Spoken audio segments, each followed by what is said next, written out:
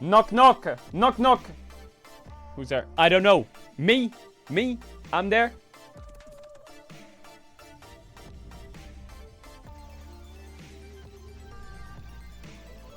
Me! I'm there! Me! Hello?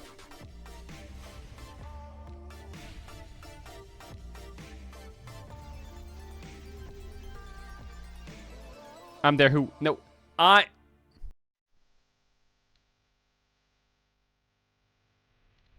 Bro, you're so stupid. The freakiest duo ever. If you want a pet, just take Crowny. He can meow, bark, etc. And you can also cheat on Crowny, he won't mind. What the fuck? Bro, what is going on? What is this? How Caedrel always correctly predicts every team placement in Worlds. Watching Caedrel rewatch the Grand Final trailer makes me watch his biased tier list, and I really wonder how he always has the correct outcome. The tier list? Now I'm gonna involve meta and bias. It'll be really quick. I've got it already simulated. Humble Life's gonna make top 4, but they're not gonna make finals. LNG is gonna be mid. T1 is gonna make top 4, probably. DK is gonna be a horrible disappointment and probably get knocked out before Swiss stage starts. G2 is also gonna be pretty bad. Top Esports are going to be complete dog shit. Weibo's somehow going to sneak into top 4 as well, maybe. Now we'll say top 8. PSG is definitely not getting into Swiss stage. It's complete cope. And wait, who's in my top 8? 1, 2, 3, 4, 5. Top 8 will probably be no Western teams. That'll be the top 8. Top Esports are going to sneak in and get 3-0'd by anyone. Actually, nah, fuck it. Top Esports aren't making it out of Swiss. They're fucking trash. FlyQuest probably gonna make it out of. FlyQuest is probably gonna do some stupid ass fucking run and make it out of there. Gen G is gonna like somehow fucking end up losing it. T1's gonna slot themselves into like the top 3 somehow, and Weibo is gonna be top 4, and Hammer Life's gonna be the better of the top 8. That's what's probably gonna happen at Worlds. Weibo's gonna somehow make it at the top 4. FlyQuest is gonna somehow upset and make it out at fucking Swiss stage and be top 8 for no reason. DK is probably gonna get eliminated first round. Hammer Life maybe makes top 4. But also probably loses in quarters as well. Maybe there's some kind of choking going on. And LNG is just going to be disappointing as fuck. And Top Esports going to end up down in Swiss stage. And they're going to be the upset that FlyQuest didn't come through. He's right! He's right! He's right! In game 3, Keria spent 3,375 gold on 45 pink wards. My man, my man, my man. And people are going to flame him for it. Hey, but his team saw the map. Maddie bronze in solo and synchronized 3 meter. Maddie got bronze! Maddie got bronze! Big! Alright. Not bad. Not bad at all. Reflects her league rank pretty well. Sign a contract promising variety in a subathon to finish Sekiro, Hollow Knight, some notes, give the January run, making sure to fill your entire schedule with co-streams and scrims and make sure that never happens and you never have to do variety to scam the rats without violating any contractual obligations. Long-time lurker, rare chatter, Caedrel. Got a joke from my 8-year-old. Why do ducks have feathers? Keep the Baron still. I don't know, man. I'm gonna let you guys go back to your seat. And casters, I have nothing. Over to you. So they what can event is this? Flap their wings. That's a great question, Laura. We don't have an answer either. We're all gonna learn together. To cover their butt quack. You know, it's just gonna be like an episode of Bill Nye the Science Guy, but good joke, no good joke, W joke. What happens if you die 8 W times? joke. But they're good days. W joke, like good job. when the inch is gone? I liked that. And breaking news chat. Olaf also got buffed recently as well. FlyQuest will be signing a 17-year-old top laner from PCS called Gakgos to join in the 6th man roster and share time with Bwipo. I imagine it will be Aftershock. Jarvan ulti not interruptible by that Poppy W will be one of the big ones to keep our eyes on. So Bwipo's going to be sharing the spot with just the ability to go a rookie top laner called Gakgos.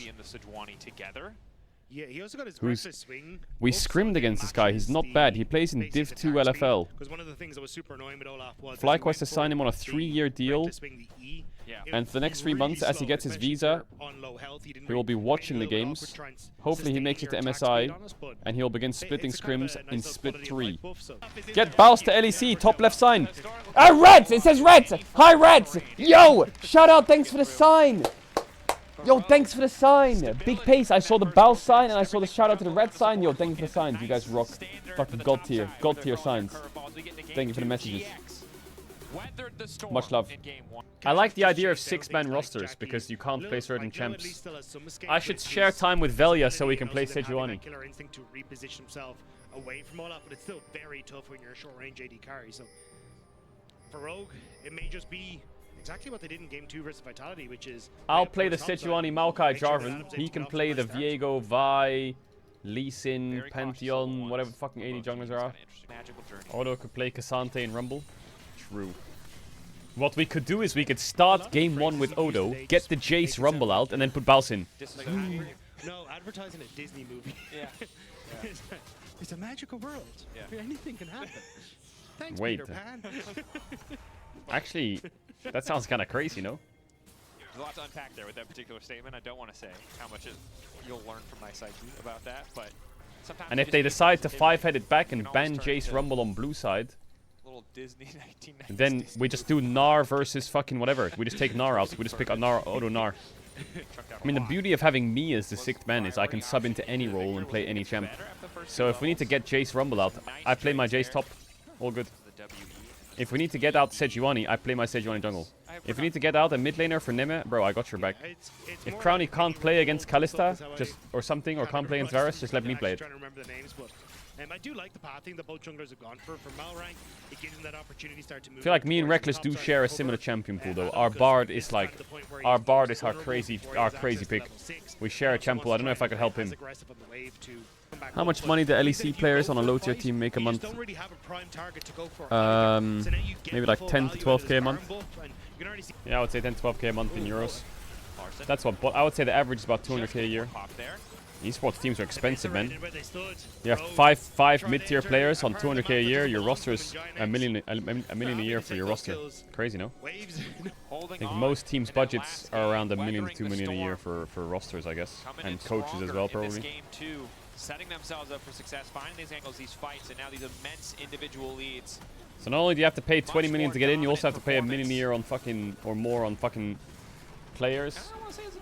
Or then you have to play, like, I don't know if you have employees and you have fucking costs and you have offices and you have houses that they live in and you have all their food.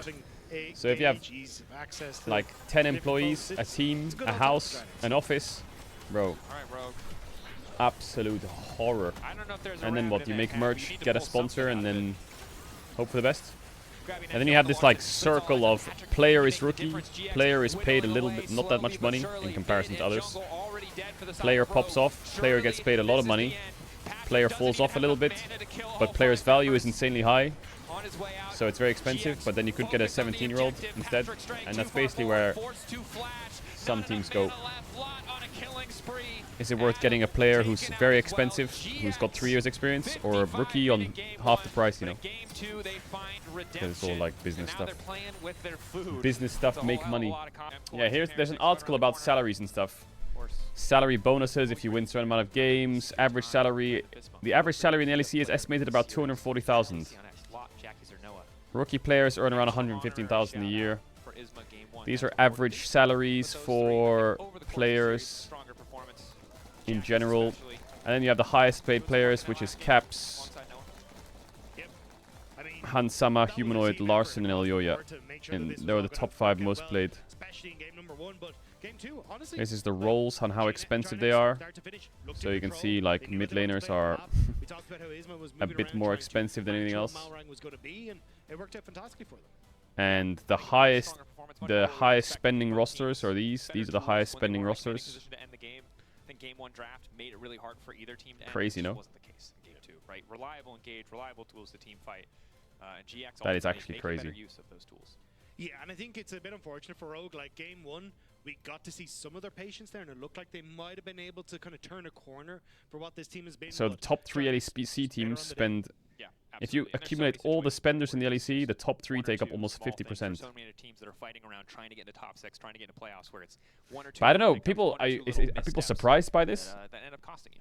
It was way crazier a few years ago. They did put in so much work in game number 1. I can tell you a few years ago, there was players on 2 to 3 million euro contracts. This is kind of more what we wanted to see. Definitely for one player. That doesn't Jackies exist anymore. 80-minute series. Woo! Like Jackies TSM signed Sword Art on $6 million over 3 years. I Perks feel was signed for like I 2 million a got year. brought back Alfari 8 was signed on a years million back year in time deal. Watching Ginair when I was Crazy, watching no? this game one. Jackies, thank you so much for joining me. Congrats on taking them down. How do you feel? The salaries have gone down a lot. Yeah, How I much mean, does Faker we make? We kind of lost I have four, no four idea. times kind of fast. I don't so know. It's not us for sure. He probably makes like 15 to 20 million a year. With salary and sponsors, probably more. With the whole My salary in the LEC was yeah, I don't like even know if I wanna see the 140k. game again. Yeah, you know what? Sometimes it's just year. better to close your eyes, move on, think about the future. And when I think about the future with GX, I honestly don't know what to make of you guys. How strong are you Overpaid. right What the now fuck? when I it was like comes to one of the lowest paid overall players. level of the league? Because What I the feel like fuck? middle of the pack, and you're part of that for now. No idea who's gonna come out on top. I mean, to be honest, I don't know too, because like Shut what we up, showed in bro. officials, we can't really say we're. I get that. What about LCK? else? LCK, the Inns top is, 3 or kind 4 of the teams obvious pay one, shit but, tons, and the bottom 3 or 4 oh, teams don't maybe pay it's, much at all, for is what me, I. random devs, you know, as like, far as I I'm mean, aware. It's kind of ins, but kind of dying a bit. All right. Bit I don't know if that's still the A bit case. but- randomly less. Let's focus on that for now. We'll follow up on this next week. Jackies, thank you so much for the interview. Congrats on taking down Rogue. That's why you see a lot of 2-0 Korean was a players great on the way mid to do it. bottom tier That's all teams for come us to the here. west. Now we're gonna be back Because I right think after the break bottom tier with LCK teams Team don't pay that Heritage much. versus MK, so Maybe I'm wrong though, I don't know. This is what it used to be. And the top tier teams pay a lot. Did you have a bonus clause for making playoffs? No, you had a bonus clause for winning the split. Actually, yeah, you did. You got a bonus clause for top 6, top 2, and then winning the split, I think, or some shit. I don't know what the fuck it looked like. So obviously I never got a bonus. Damn it. Hey, Dragos, you ready for the... Oh, that doesn't look good. Wait, I have a solution, but